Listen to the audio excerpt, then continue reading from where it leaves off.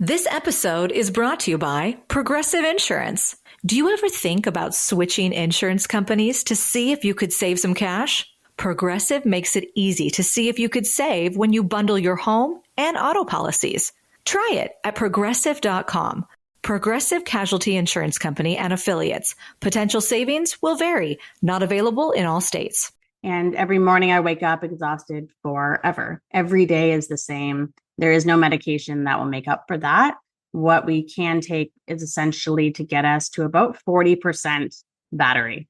So you plug your phone in all night, and the highest it goes is 40%, except it's not your phone, it's your body.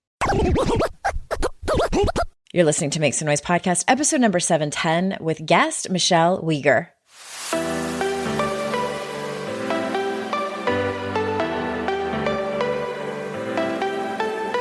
Welcome to Make Some Noise Podcast, your guide for strategies, tools, and insight to empower yourself. I'm your host, Andrea Owen, global speaker, entrepreneur, life coach since 2007, and author of 3 books that have been translated into 18 languages and are available in 22 countries.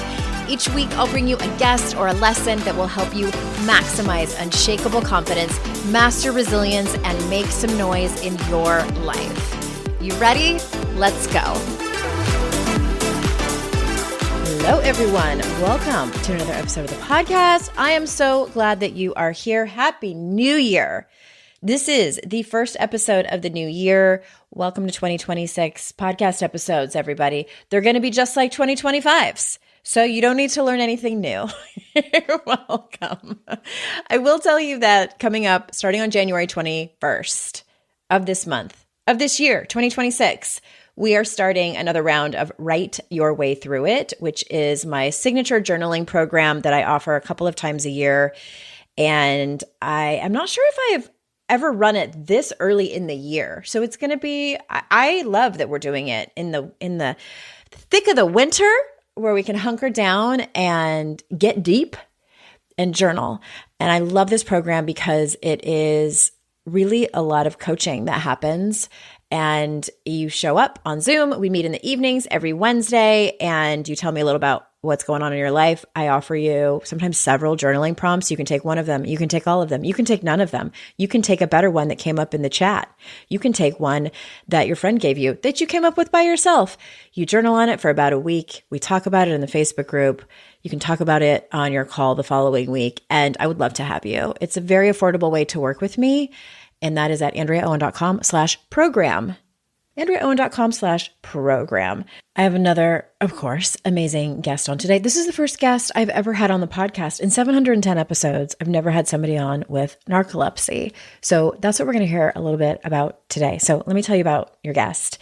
Michelle Weger is a productivity expert, bestselling author, and international keynote speaker. Her bestselling memoir, Don't Snooze Your Dreams, has topped charts in both Canada and the US. Michelle now travels the world speaking on stages with her Great Dane service dog, Quinn, inspiring audiences to turn obstacles into opportunities and fear into fuel. So without further ado, here is Michelle. Michelle, welcome to the show. Thank you. I'm super excited to hang out with you and drop some knowledge bombs together. Yay! Those are my favorite. My only kind of bombs that I like. Truth bombs and knowledge bombs. Let's hit it. Ooh, what about bath bombs though? Okay, that's fair. I do love a bath bomb. I absolutely love a bath bomb. Well, I wanted to start out by asking you about living with narcolepsy because, and maybe you hear this a decent amount, I have never in my travels, never interviewed someone who lives with narcolepsy, or even, I don't even think I've ever met anyone. Mm-hmm. I've just only seen it on TV as kind of something that comedy is a lot of a joke. Yeah, really. So can we start there? And because it seems to me that is something that could have just derailed you completely. So was there like a mindset shift? Like, tell us when were you diagnosed? Tell us all of that. How did you turn it into a strength eventually? So the thing about narcolepsy, you're right. People almost always say I'm the first one they've ever met. Lots of people hadn't even heard of it before. But 1 in 2,000 people have narcolepsy, which is the same frequency as MS or Parkinson's. And almost all of us know at least one person, if not multiple, throughout a lifetime who have those. So it's very interesting how misunderstood and underfunded it is compared to diseases of equal frequency. Interesting. Would you mind giving us like a quick rundown of like what your symptoms were, like when it started? Because I have a feeling there might be people out there that might have it and don't know it. That's why I love doing podcasts like this. My hope is always that someone will hear this list, and whether it's them or someone they love, they could end up having, I mean, you and I could be changing a life right now with this list I'm about to give. So let's do this thing. Yeah. What was it? The first one is excessive daytime sleepiness. Okay. In our society, we're all tired, but sleepy is different. Sleepy is that feeling where your eyes, they hurt because you've been awake for so long. And it's as strong, they say, as if you stayed up for 2 to 3 days in a row. Okay. You ever do that back in the college days? You know what I'm talking about? Yes. Yeah. Those days. Well, and it reminds me too of, I think the only other time where, and there was something that I ended up getting diagnosed with an autoimmune, was where I would get up in the morning, having slept a full night. My diet was decent. My exercise was decent. And by probably 9 or 10 a.m., all I could think about was going back to bed. Like that's how tired I was. Could not think, could not put together a cohesive sentence. All I could think about was getting in bed. That's exactly it. So that's that sleepiness in action. The next one is a really pretty much an inability to get up in the morning. I have to take medication. There's an alarm that goes off that I take so that 90 minutes later, I can hopefully wake up naturally, I guess, as unnaturally as medicine is. And it doesn't matter how excited I am about my life or my job. My brain is so unrested, never refreshed from sleep. And that's a huge hallmark of narcolepsy. And the reason being is we skip that restful delta stage of sleep and go right into the dreaming, the REM. It also means sleep paralysis and hallucinations when you wake up because you're still dreaming when you're waking up. Lots of freaky stuff. So if you have someone in your life that talks about like, oh, my dreams are so vivid. I thought I saw someone in my room. I thought, you ready for this? I thought that when people talk about nightmares and it was so scary, I thought everybody saw their dreams in front of their eyes in their room after they woke up. I thought that's what everyone was talking about for nightmares. Turns out, no, just the narcoleptics. Okay. Because I have experienced sleep paralysis before, but the last time it happened, it was, I would say maybe it's been a solid 5 years or so. And they're very few and far between, and they seem to be getting farther and fewer between. Good. Thank goodness, because I do not wish that on anyone. Terrifying. I won't get into it. I mean, people can look it up what it's like. I completely understand. Well, and also the dream thing, I experience that sometimes where I wake up and I'm like, I wish my dreams weren't so busy. Like I feel like, so is that like chronically you have that? Constantly, every night, forever. And every morning I wake up exhausted forever. Every day is the same. There is no medication that will make up for that. What we can take is essentially to get us to about 40% battery. So you plug your phone in all night and the highest it goes is 40%, except it's not your phone, it's your body. Right. So how do you get a formal diagnosis? Is it a brain scan or, because I'm assuming it's not a blood scan? No, not that easy, unfortunately. You get a sleep study. So same one as if they think you have sleep apnea. You go, you get all those things stuck to your brain, well, to the outside of your head, not your brain, not that freaky. And they study you for the night. And then if they think you have narcolepsy, instead of going home in the morning, you have to stay there. And then all day you're still plugged in. And they see if in instances where you're in a quiet space with a bed, do you fall asleep or not? And most people in our societies, they'll have 1 or 2 naps because we're all so sleep deprived. But if you have narcolepsy, you'll sleep all 5 chances and you dream in these short naps, which is not normal. Okay, interesting. And how old were you when you got your diagnosis? I was 22, and that was 5 years after I fell asleep in public for the first time as an adult, which was the onset of something's going on here that is not normal. Okay. 5 years. And so what happened after your diagnosis? Did you fall into a depression? Like what happened there? Did you like because I'm assuming that because you're so tired, you weren't suddenly like, you know what, I am going to look into becoming a public speaker because I know that from experience, that is tiring. Yes. Just the planning of it is tiring, let alone the execution of the travel and the anxiety of getting up on stage, all of that. So how did you make it there? The very first thing that happened, it wasn't quite depression, but I was devastated. There'd been this mystery that I'd gone to doctors over and over again, and it kept getting worse for 5 years. And the day I was told what the diagnosis was, they also told me something else, which is what devastated me the most, which is you're going to get a letter in the mail taking away your driver's license. Oh gosh. Okay. And it was only 4 months earlier that I had bought my first ever car myself. I was so proud. It was with an 8-year payment plan, which is not a good financial choice, but it's all I could afford when you're at 22, the time. yeah. Right? I was so proud of myself. And instantly overnight, the mystery was solved, but it felt like my life was worse because I'd lost my freedom, my ability to transport. And when you buy a new car and drive it off the lot, the value goes down immediately. So I couldn't even sell the stupid thing because it was worth $10,000 less than I owed on it. Oh my God.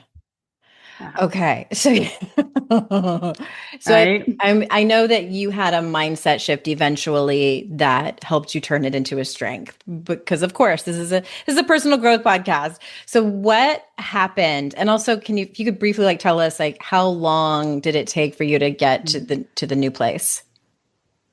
The first thing I realized at the time, I had been working on this startup idea I had, and I thought it was so brilliant. I was going to sell it to some angel investors and be like a billionaire. And it was a good plan. However, something like 0.0001% of startups ever reach that type of status. And when I got my diagnosis, I realized that this big idea where I would only make money years down the road wasn't the best strategy anymore. It wasn't because it wasn't possible or that I didn't believe in myself, but I needed to build my confidence and my bank account quickly. So I needed to find a job, or in my case, it was a business that I started, a boring local website development business, about as unsexy as it gets. Something to pay your bills. Exactly. So it could have been any job that I had the skills for to be able to prove to myself every day, like you are still capable. You can still help people and do things. And I really believe that those daily wins were vital to help ease myself out of the pain of everything that I'd lost, which was the identity I thought I had. I love that. And I just want to pause for a second because that's to me, that is, well, and not just to me, like I've read all of the books and the research shows that that's how confidence is built. Like you don't get confidence before you do the thing. You have to have these. And, in your case, it was these daily small wins to prove to yourself. And that's just underscoring that for everybody listening, like you gain confidence by having a little bit of courage, as much courage as you need to take the action. And then sometimes it doesn't work out. Like you could have hated the job. You could have, gotten laid off. Like the net may not have appeared for you. And I always tell people like, and that's how resilience is born. Yes. And you keep going. Like you prove to yourself that you could at least land the job in the first place. Like you take the wins. And anyway, I just wanted to pause to like do a little, point out a little learning note. I love that. And like you said, it may not have worked out, but here's the cool thing about that. Whenever people around me are scared to do something or go for something, I ask them, if you don't try at all, what is the worst case outcome? So for me, if I didn't try, I would have lived in my parents' basement, had no job, being sad, no friends, that stupid car in the driveway. Yeah. That was the worst case. If I tried to move forward and I failed miserably, what was the worst case? exactly the same as if I didn't try. Live with my parents, car in the driveway. The worst case was the same as not doing nothing. And every other possibility was better than that. So it just became a math question at that point. It would have been bad math not to try. Yeah. The thing with the trying part, and like I'm hearing people's like objections over here, like with the trying part, you have to deal with all of the emotions that go with that. And then my argument would be like, you're going to have difficult emotions if you don't do anything anyway. Absolutely. And get worst case scenario. Trust me, there are ghosts that live there too. Oh my gosh. Okay. Well, so fear shows up for everyone slightly different. For some people it is really in their head, and it's a really terrible communicator of an inner critic. For other people, it's just an overall feeling of fear, or they're very risk averse. What are some practical steps or advice that you have that you teach people in your work to help people move through the fear? Because newsflash, everybody, you can't just get rid of it. Moving through the fear instead of letting it be an obstacle. Yeah, I love that you said you can't get rid of it. No. One of the things I believe so deeply that I've seen time and time again in my life is when you finally do work past the fear, it actually gets stronger and more tricky in the future times that you see it. And what I call that inner critic is the terrorist in your head, because it's willing to blow everything up to get its way, which is to keep you complacent, safe at the end of the day. Yeah. And every time you beat that terrorist in your head, it becomes stronger the next time because you're stronger and it's you. So the more personal development work you do, the more clever that inner critic becomes. And I think that is a key thing to know, because otherwise, once you beat it once and you think you've completely overcame and you come up against it again, but a bit stronger, a lot of people quit right then. I'm sure you've seen this. Oh yeah, for sure.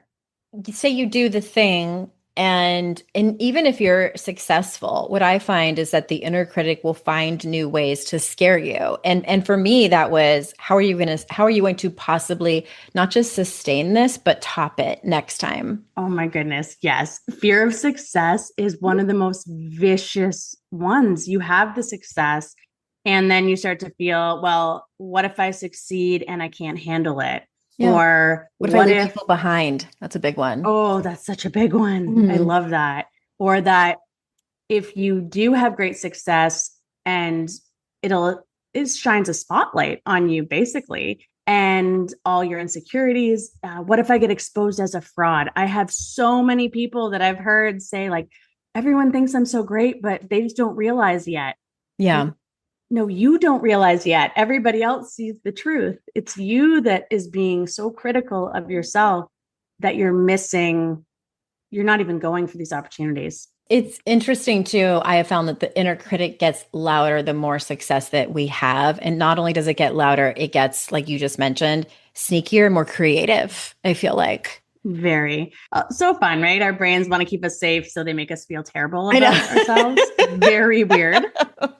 David Goggins, in his book, his second book, his first one was Can't Hurt Me, which I loved. In his second book, he talked about how he would print off a list of all of the mean things people said about him on the internet. And then he recorded himself saying them, and he played that recording to himself every night to fall asleep to.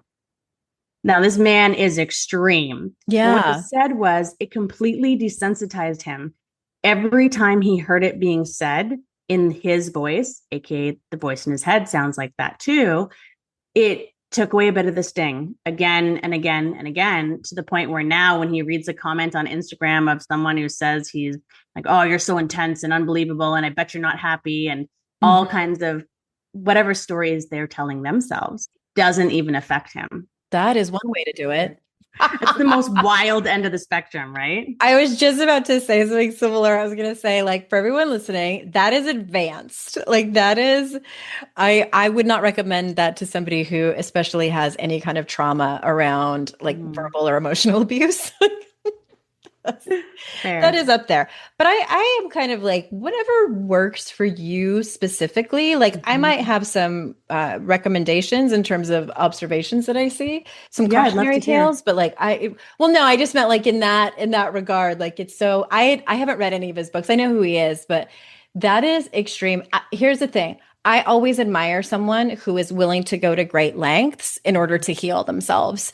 And whether that's, the goal of being better at a certain sport or just personal growth, whatever you're willing to do, whatever works for you. I'm going to stand back with that one and just hear how it goes. Okay. When we do need to take a quick ad break, when we get back, I want to ask you specifically around perfectionism and procrastination. So we'll be right back.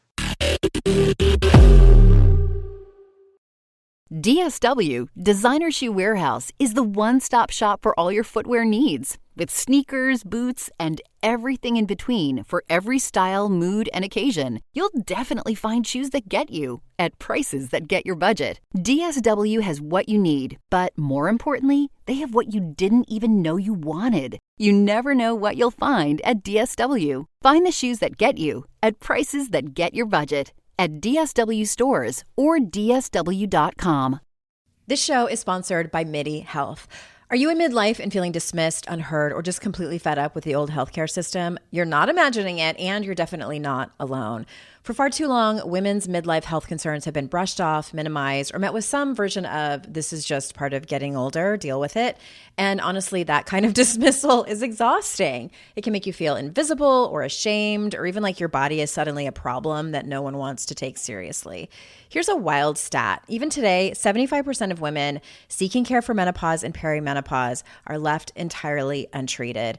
But here's the good news. Things are changing. Enter MIDI. MIDI is a women's telehealth clinic founded and backed by world-class leaders in women's health, and they're doing things differently. They're the only women's telehealth brand covered by major insurance, making expert care accessible and affordable. You get one-on-one, face-to-face visits with clinicians who actually listen, plus personalized care from hormone support to weight management, lifestyle coaching, and preventative health. This isn't cookie-cutter care. This is care built around you. Ready to feel your best and write your second act script? Visit joinmidi.com today and book your personalized insurance-covered virtual visit. That's joinmidi.com. MIDI, the care women deserve. Live CBS Sunday. Hollywood's biggest party is now bigger than ever. Perfect. No notes. The Golden Globes, with more stars, more glamour, more chaos. Yay! And more host, Nikki Glazer. We're going to laugh at the celebrities that can take it and completely ignore the ones who can't. I'm just kidding. They're not safe either. The Golden Globes, live CBS Sunday, 8 Eastern, 5 Pacific, and streaming on Paramount+.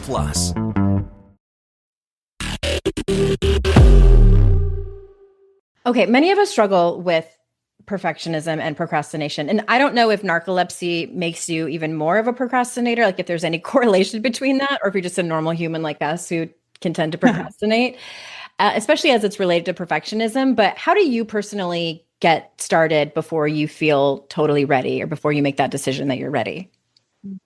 I don't believe that anyone is ever 100% ready. Yeah. I know I've never reached that status. Mm-hmm. Yeah. So what I try to do is figure out, why am I feeling this urge to procrastinate? And it's almost always tied to some sort of fear. Am I afraid of failing? Am I afraid of being judged? Am I afraid of success, as we spoke about earlier, or letting others down, being rejected? There's so many possible things. Yeah. And the first thing is figuring out, what am I afraid of happening? So I can then debunk that in my brain and try and move forward. And the key in moving forward for me is putting time constraints on things. So as an example, when I was writing my book, which is now a bestseller, it's called Don't Snooze Your Dreams, I put a very short time constraint on it. I said, I'm writing this thing in 4 months. And the reason for that was because I spent the first 6 months doing nothing and procrastinating. I think I made a title page and maybe started a table of contents. You made a logo. Yeah. Oh, everyone love to that. Look at the branding for a couple weeks. Yeah. Those busy tasks that don't actually move it forward. Right. And the other thing I did is I told people about the timeline so that for me, the pressure of letting people down, that is my biggest fear of all, the people I care about. And so I let that continuous fear of mine motivate me. I can get over the other fears of it not being good enough or not being a success as long as I come through for my people. And so I had to tell my people the timeline. And so every time one of them would ask, like, so how's the book going? How much have you written? It only took one time of me having to say, oh, well, I didn't really work on it this That week. hurt enough. Oh, I was so embarrassed of myself. And they were so chill, like, oh, well, I'm sure you'll do it. Yeah, they probably like still believed in you and didn't really care all that much. But 100%. it was uncomfortable for you. Mm-hmm. Interesting. Those are my two secrets: short windows of time and telling people I care about my goal. Okay. I want to point out something that you did before that, though, that's really interesting and that I often recommend people do. You got curious about what it was that was making you procrastinate. And I want to underscore that because curiosity, I always tell people, curiosity will almost always bring you clarity. And also because what we usually do is just judgment. It's just straight up judgment. We're judging ourselves for not doing the thing instead of asking like, well, what about this task is making me procrastinate? For me, sometimes it's just boring and I don't want to do it. Oh, I've got those things too. Trust me. Yeah. Sometimes that's it, but it could be a host of so many other things that's making you procrastinate. And the more curious you come at it, the more information you're probably going to get, or at least information that you can guess and kind of test out to see if that's the reason that you're procrastinating on it. You said that you debunk the fears that you have about like what could happen. So something too that people can do if they don't feel comfortable coming to the conclusion like, well, that's my worst fear isn't going to happen. You can also talk yourself through kind of like what you were saying before, like, okay, what if worst case scenario does happen? What if you write the book and only one person buys it? And that's like your worst fear, or no one buys it. How will you recover? Yeah. How will you recover? How will you wake up the next morning? Like that's when I'm coaching someone, like that's what I ask them. So they can see, because like our nervous system is going to try to convince us that we might die. Yes, that's what it tries. I love how on the same page we are. In my book, I talk about where fear evolved from, and it's evolutionary. We were taught to treat social fears, so rejection, failure, letting others down, vulnerability, as life or death, as being eaten by an animal, because it was. If you were kicked out of the cave, you are not surviving. Game over. So these social fears really were physical life or death fears. And we all evolved from the people that survived from that. So it's going to be inside us too. Yeah, our nervous systems haven't really evolved all that much. So it's up to our brains to try to get a hold of that. Well, and I want to, you mentioned your book, Don't Snooze Your Dreams, and it's sort of a self-help meets memoir. And can you tell us one vulnerable story? Because from what I understand, there's like one vulnerable story that you almost left out, but you left it in anyway. So much of the book was about vulnerability, actually, because I find there's so many people on social media, they just post those highlight reels and nobody actually knows what it took to get there. Yeah. And what were the mistakes that were made along the way. And for me, the one story that I really did not want to put in there because it made me feel so small and pathetic was about my fear of bathtubs and also of knives. Okay. And both of those are because I really could die from them. If I fell asleep in a bathtub, oh, that's true. Game over. Right. And I actually have a service dog for narcolepsy. And so yesterday morning, I had to have a shower at 6 a.m. because I had to be on the news that day, which was really early. And I had to wake my service dog up to bring her so she could watch me have a shower in case I fell asleep so I didn't die. Yeah. And it felt so pathetic As I wrote that chapter and I tried to find ways to just not include it. No one needs to know about these normal things everybody else does. Like a 7-year-old child can have a shower on their own, but not me as an adult. And same with knives. If I fall asleep for a moment, I micro sleep, I could cut my finger off.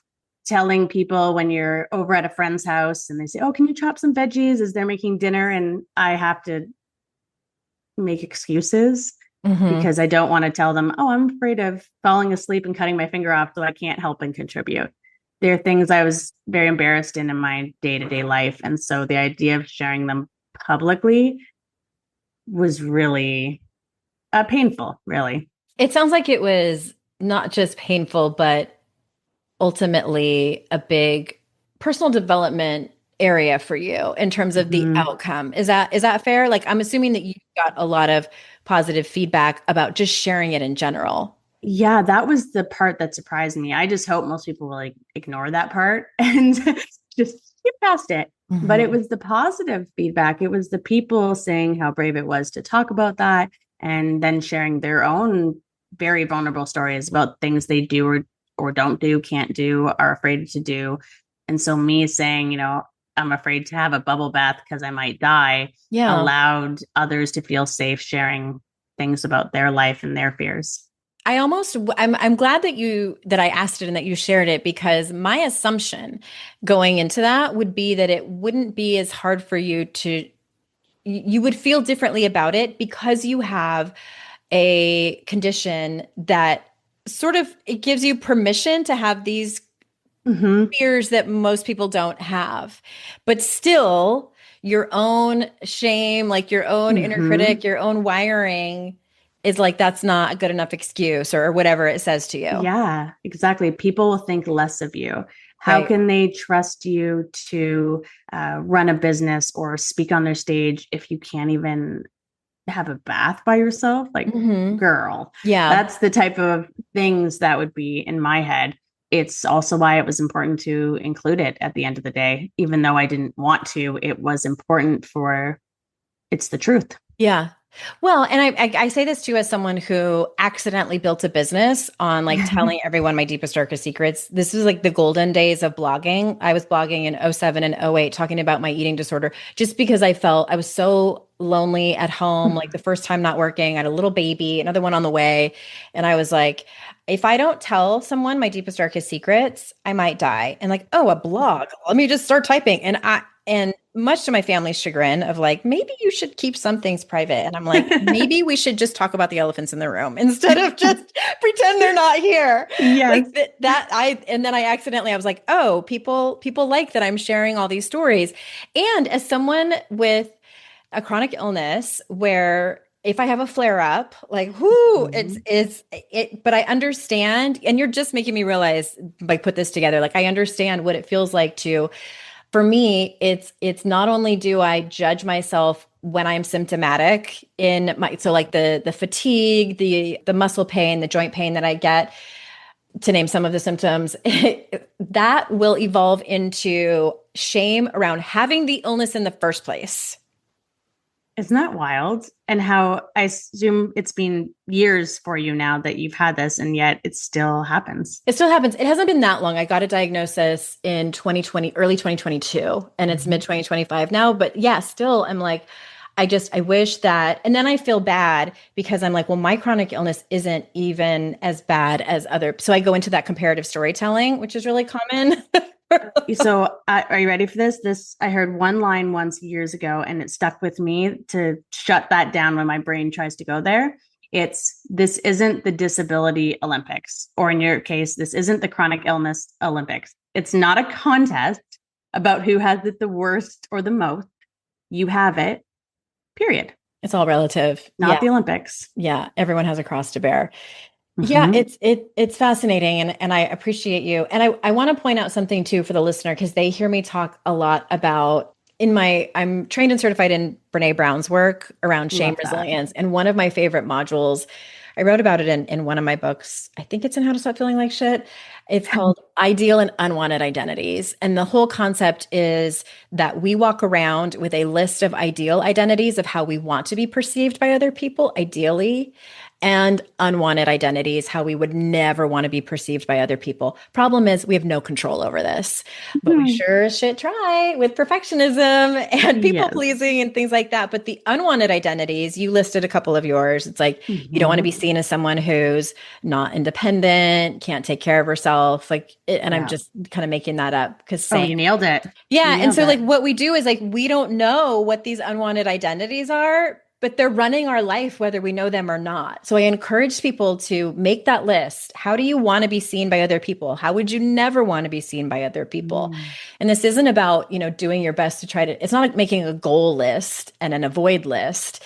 It's about knowing them. So when you find yourself in one of those places where you worry about being judged, or maybe you are being judged, because sometimes people be judging about your disability or your chronic illness, that you know what's happening and you don't get lost in the shame or the embarrassment, the vulnerability of it. Yeah. The end. I love all of that. I just was writing that down so that I can look into it later. Fabulous. It is one of my favorite modules. I got asked to become to be a guest speaker at Rhythmia, which is a center that does ayahuasca ceremonies. And I knew as soon as they asked me to come speak, and I'm like, that's what I'm going to bring. Like, cause it's just like one thing I can bring. And I'm like, I'm bringing that because I think it can change people's life once they can see what it is that they're kind of running towards and running from, that's making them behave in ways that they don't want to do. Anyway. It's that awareness, right? Soapbox. When you're aware, when you're curious, it's so much easier to see what's really happening instead of just running on instinct, which interestingly often brings us to the places we don't want. Exactly. In the end. Exactly. And gets us stuck there. I, of course, need to ask you about your service dog. And it's a girl? It's a girl, Quinn. She's a girl named Quinn, and she's not a typical service dog breed, right? She's a Great Dane. She's a Great Dane. She's a big girl, about 140 pounds right now. Okay. Is there a reason? We should have named her Queen, though, not Quinn, because she's a princess. Diva. I'm so curious about like the service dog industry, and like, was there a reason that she is a Great Dane for narcolepsy, or was it just by chance? A lot of the typical breeds are a lot smaller. And the best way to describe why a Great Dane is this. So if I had a service dog for narcolepsy and I fell asleep on them, I would, if it was a small dog, I would have a pancake instead of a dog, which would not be very helpful. Yes. So large breeds it's simply safer for them. And it allows me to properly rely on her instead of if it was, let's say, a small poodle, I would be spending so much mental energy always being aware of exactly where they are at every second, which they're supposed to be being aware of me. Yeah. And so it would be creating more physical and mental effort than the benefits would be worth. Okay. Is there anything specific that she has taught you about life or work? That's a great question. One of the things that I've learned with her specifically is there's so many people that will be drawn to us, and often they will ask to help us in some way. An example of that is at conferences when there's a buffet. Over and over again, people will say, can I hold a plate for you? Can I get water for you? Can I put food on your plate? And in the past, those insecurities of mine, that unwanted identity of someone who needs help, would take over, and I would be absolutely not, like, no, thank you. But in my head, no. And then I would struggle through doing it, but I would do it all by myself with my one hand because the other one's holding this giant dog. And I would, I did it all by myself.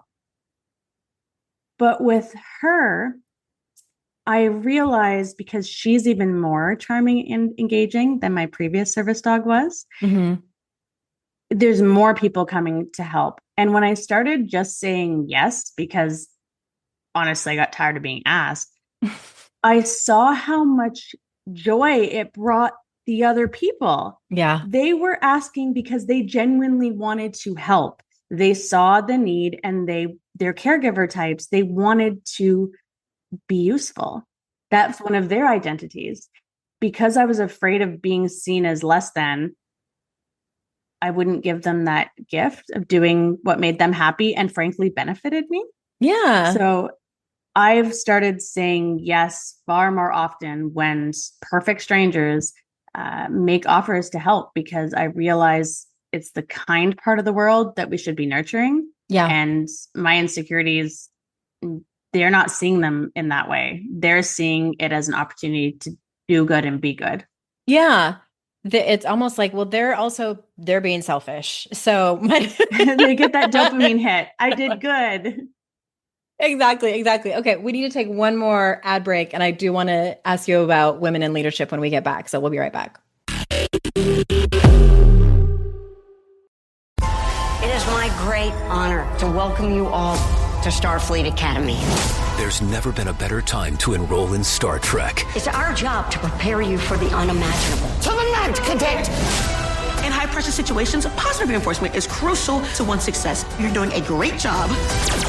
This is what we train for. These friends of mine, they all live for something bigger than themselves. And that's Starfleet. Starfleet Academy. New series streaming January 15th on Paramount+.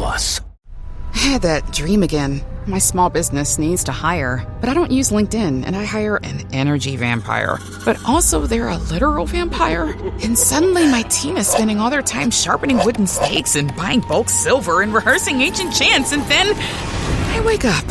Don't let hiring nightmares ruin your dreams. LinkedIn Jobs' new AI assistant takes insights from over 1 billion professionals to create a short list of the best fits for you. Post your job for free at linkedin.com/quality. Start hiring today with LinkedIn.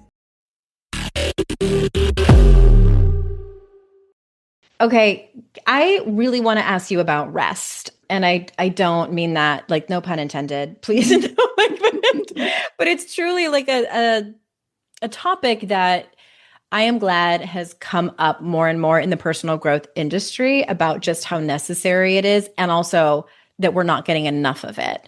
I think especially as women in all women, but especially women in leadership tend to have a harder time with it. So what advice do you have about balancing ambition and growth and, still doing all and productivity and the things that we want to do with rest? It's a big topic. One of the things, Taylor Swift recently stole a line of mine because I said it first, but it's about knowing who and what takes energy away from you. And especially for me, I have to be hyper aware of that. And there are certain people and activities in our lives that more often than not, we feel depleted after those interactions rather than elevated or neutral. I try to be hyper aware of what and who those are so that I can remove myself from them, because I don't have any extra energy to spare. But frankly, I think most women don't. And your time and energy not only deserves to, but needs to be dedicated to the things that make you better. And that better includes mentally and in terms of rejuvenation and rest. So keeping track of that for yourself, a little private note in your phone, is something I recommend everyone do. That's hard, because then it begins a conversation around boundaries, which is, I have a feeling that's why you said, like, oh, it's a big topic. You've spoken on stages and been featured in lots of different media outlets. And that's what makes me want to ask you this question. Is there something that you get asked, whether it's on a podcast or in Q&A, or especially from kind of like the general media news, that is a misconception that people have about, especially with indivisible conditions like narcolepsy? Yeah. One of the most common misconceptions is that, at least for me with narcolepsy, that, there's good days and bad days. There isn't for me. All the days are basically the same, and they're with depleted energy.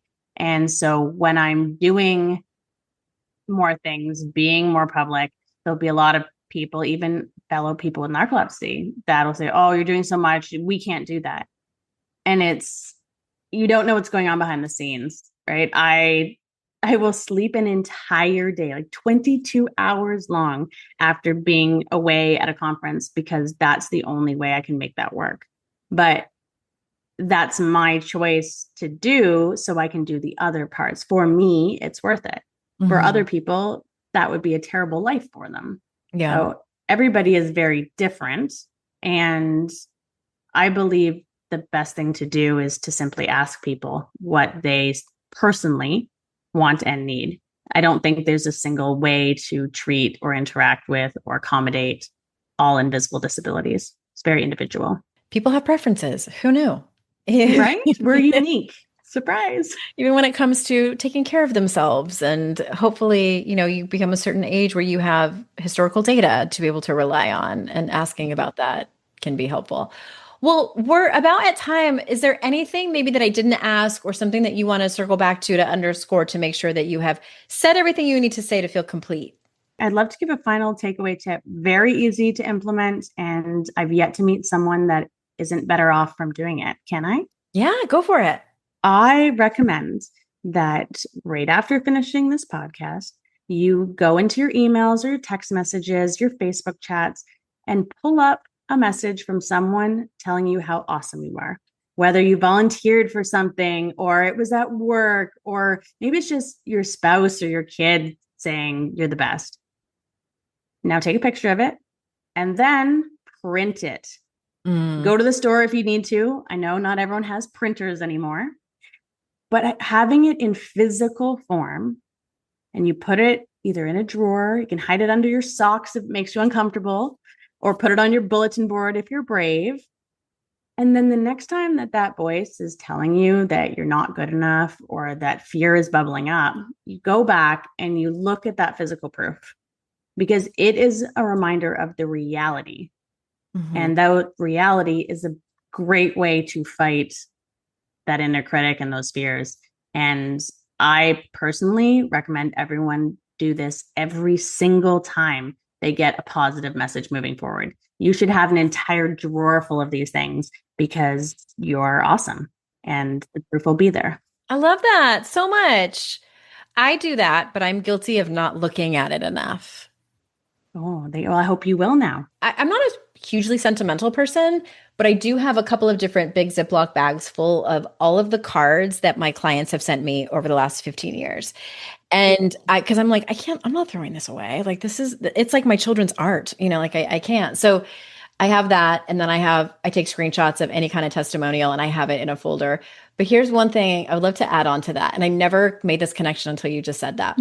I have on my fridge a note that my mom wrote me, I don't know, maybe 10 or so years ago, that she had put in I think it was in a birthday card. It was like a separate note on a piece of paper, and it's on like cute stationery because my mom, and she wrote something really nice in there. And there's something in it. I'd have to look on it. It's on the side of my refrigerator that says something like, "I'm so glad you were born." Like some kind of like happy birthday thing like that. Yes. I know, right? And then I have a picture. I have pictures on my fridge of people that I care about, mostly my family. And you would look at them and maybe think like, that might not be the best picture of them, but it's specific expressions. Like there's one of my mom and my dad when they were married. I don't even know if I was born yet. It might have been either right around the time I was born. So it's like totally from the 1970s. And they're hugging, and it looks like they're at a party or something. And the expression, it might make me cry if I start talking about it. The expression on her face is the same expression that she always makes when she hugs one of us. And she's hugging my dad in the picture, and it's just like the way her eyes are closed and her expression. Mm-hmm. And it's a Polaroid. And anyone who comes over to my house for the first time, I say like, that's the way I want to remember her forever. As with that expression on her face. And I do that specifically so that it gets embedded. So the memory gets embedded in my brain. So it sounds like what you're, I love is this the same so thing. much. Yes. And now I'm going to tell that story from now on and give you all the credit, because I love it. That's an extra special upgrade on the theory that I've been talking about. Yeah. Okay. So I will take a picture of that picture on my fridge, and I'll put it in the show notes for everyone to see, so they can, because I love it. And so they can see what I'm talking about. It's a very specific expression. And I'm sure everyone has someone that they care about, maybe that they don't see very much, or maybe that they've passed away. My hope is that they have a very specific picture that they love that they can put on their fridge. Okay. Thank you so much for that. And then where do you want people to go to find more about your work and your book and how to work with you and all those good things? So MichelleWeger.com, MichelleWeger. It's got all the socials and the blog posts and all the good stuff, including the Great Dane pictures, of course. Yay! Pictures of Quinn and links to your books and all of that. And we'll put that in the show notes for everyone. Thank you so much. I have so enjoyed this conversation and your time. I know that your time is very precious because of your energy, so I appreciate it. And listeners, thank you for being here. I know that your time is incredibly valuable too. So I am grateful that you choose to spend it with me and my guests. And remember, it's our life's journey to make ourselves better humans and our life's responsibility to make the world a better place. Bye for now. Hey everyone, thanks again for listening. I would be so incredibly grateful if you haven't done so already, if you could leave a review of this podcast on Apple Podcasts. Super easy if you already listen to your shows over there. But if you don't, or maybe you have the app on your phone, but you listen to this show on a different app, if you could leave a review for this show, it matters so much. I wish I could express how much it matters. I also wish that it didn't matter so much, but alas, it does. So if you haven't already, please go review and rate the show. It would mean so much to me. And thank you so much. I hope you have an amazing day.